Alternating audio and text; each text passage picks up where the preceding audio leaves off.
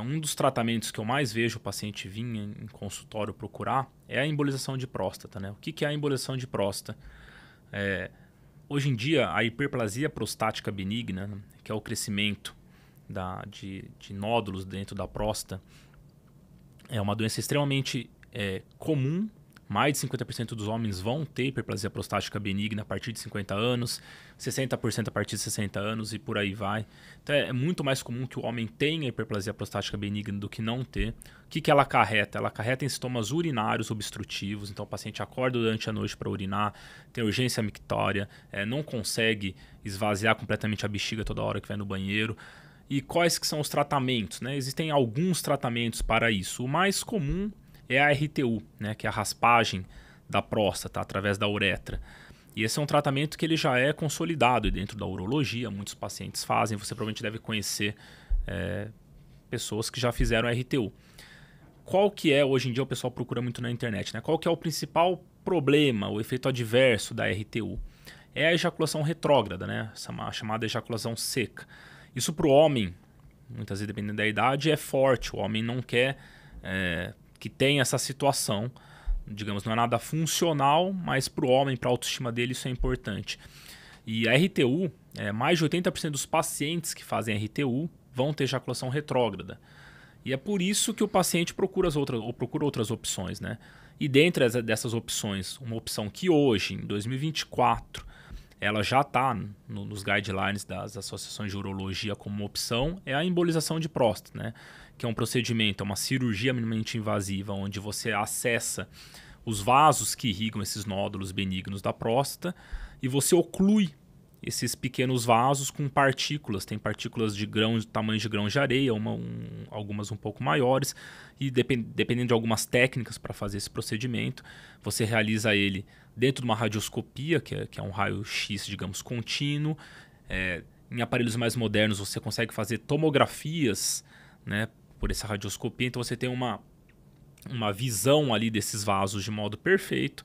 Existem softwares que você consegue selecionar o vaso que você quer cateterizar e subsequentemente embolizar. Então é um tratamento que tecnicamente ele é desafiador, para quem não sabe fazer. Para o radiologista intervencionista treinado e que fez bastante, é um procedimento extremamente eficaz.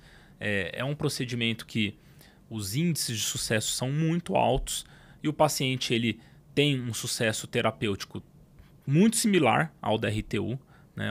Ele diminui esses sintomas urinários dele de modo eficaz, e ele não vai ter a ejaculação retrógrada. Não tem nenhum estudo que eu vi até hoje que teve alguma ejaculação retrógrada pela embolização de próstata, né?